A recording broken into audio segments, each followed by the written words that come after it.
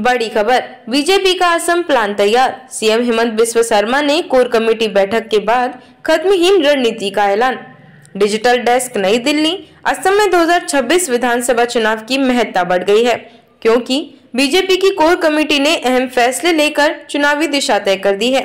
मुख्यमंत्री हेमंत बिस्वा शर्मा की मौजूदगी में हुई बैठक में बीजेपी ने एनडीए गठबंधन के साथ मिलकर चुनाव लड़ने और 103 सीटों पर जीत का लक्ष्य रखने की घोषणा की है। विस्तार से क्या क्या हुआ और क्या प्लान है। 103 सीटों का लक्ष्य।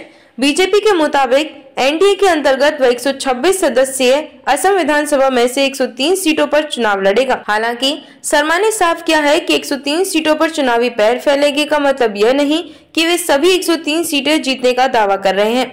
यह एक रणनीतिक और यथार्थवादी लक्ष्य है। पार्टी अपनी सीमाओं को जानती है। रणनीति, विकास और वैचारिक एजेंडा। बैठक में यह तय हुआ कि चुनाव का मुख्य फोकस राज्य का समग्र विकास और बीजेपी की कोर वैचारिक नीतियों पर होगा। शर्मा ने खुद कहा कि उनका डेवलपमेंट मॉडल मजबूत है और पिछले राज्यों में मिली जीत उन्हें असम में भी आत्मविश्वास देती है। उन्होंने कहा, कोई चिंता करने की जरूरत नहीं, हम आराम से जीतेंगे। सख्त कदम, बहुविवाह, लव जिहाद और जमीन कब्जा। सीएम शर्मा ने घोषणा की है कि बहुविवाह, लव जिहाद और लैंड जिहाद जैसे मुद्दों पर आगामी विधानसभा सत्र में महत्वपूर्ण बिल लाए जाएंगे। उन्होंने कहा कि अवैध कब्जाधारियों के खिलाफ कार्यवाही की जाएगी, जिनके ऊपर सरकारी जमीन, जंगल, पीजीआर, वीजीआर, ट्राइबल बेल्ट और सात्रा की जमीन पर कब्जा करने का आरोप है। इसके अलावा असम सरकार पॉलीगेमी को गैर संज्ञेय अपराध घोषित करने पर भी विचार कर रही है। जनजातीय दर्जे का आश्वासन। शर्मा ने कहा है कि 6 समुदायों को जनजातीय दर्जा देने पर सरकार विचार कर रही है और इस मुद्दे को न्याय संगत फैसला बनाने की कोशिश की जाएगी। उनका कहना है कि यह प्रस्ताव अगले विधानसभा सत्र में उठाया जाएगा और सभी हितधारकों की बात सुनी जाएगी। पार्टी संगठन और चुनावी तैयारियां।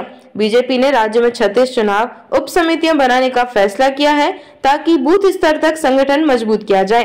पार्टी ने बूथ कमेटियों का पुनर्गठन और स्थानीय संपर्क बढ़ाने की योजना बनाई है ताकि सरकार की उपलब्धियों और विकास मॉडल को जनता तक प्रभावी ढंग से पहुंचाया जा सके।